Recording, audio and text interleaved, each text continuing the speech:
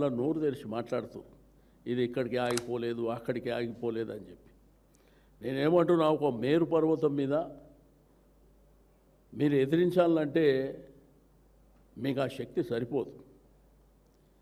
ఆకాశం మీద ఉమ్మితే మీ మీదనే పడుతుంది తప్ప కేసీఆర్ లాంటి ఒక ప్రజానాయకుడు కొన్ని కోట్లాది మంది అభిమానించేటువంటి ఒక నాయకుడిని పట్టుకొని ఏదో విధంగా నీకు ప్రభుత్వానికి పరిపాలన చేత కాదు, అందరు రోడ్ల మీద అంగన్వాడీల నుంచి మొదలుకొని ఆర్టీసీ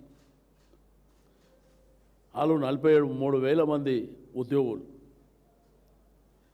వాళ్ళు రిటైర్ అయిన తర్వాత కొంతమంది చనిపోయిన తర్వాత ఇప్పుడు 37,000 మంది ఉన్నారు.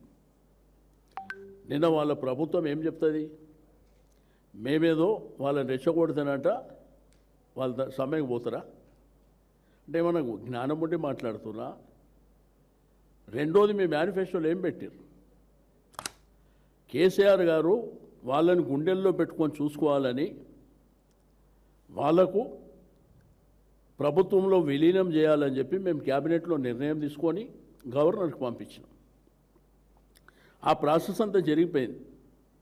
అంతలో మా ప్రభుత్వం పోయింది. గవర్నర్ గారు క్లియర్ చేసి పంపించారు, అపాయింటెడ్ డే అనౌన్స్ చేయాలి. అది చేయకుండా కాలయాపన చేస్తూ మీరు ప్రైవేటు వాళ్ళని ఎంకరేజ్ చేస్తూ ఇప్పుడు ఎలక్ట్రికల్ వెహికల్ పెట్టారు. 4 ఆర్టీసీకి సంబంధించినటువంటి ఆస్తులు 4 డిపోలని వాళ్ళకు దారాదత్తం చేశారు.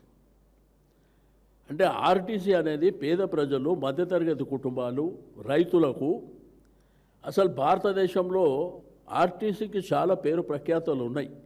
సేఫ్టీ మెజర్స్లో కానీ సెక్యూరిటీ మెజర్స్లో కానీ సేఫ్గా మనం ట్రావెల్ చేయొచ్చు అని చెప్పి.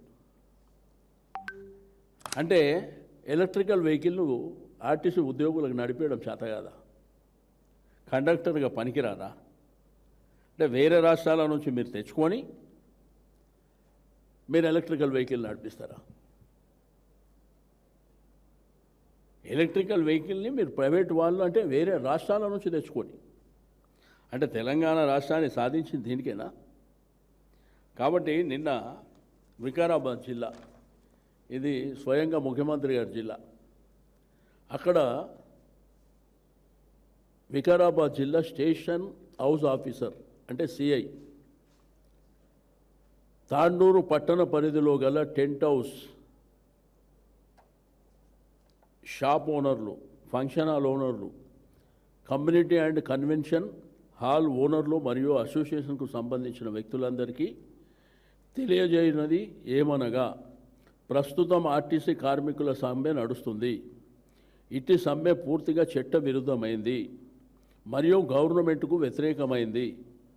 ఇట్టి సమ్మెకు ఎలాంటి పర్మిషన్ లేదు.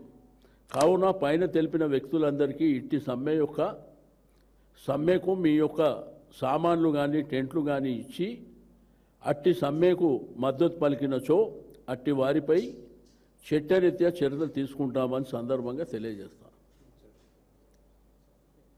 అంటే డీజీపీ గారు మాట్లాడాలి ఈ విషయంలో. అంటే మీలాగా వాళ్ళు కూడా ఎంప్లాయీస్ కాదా, ప్రభుత్వ ఉద్యోగులు కాదా, ఆర్టీసీ సంస్థల కార్మికులు ఉద్యోగులు కాదా?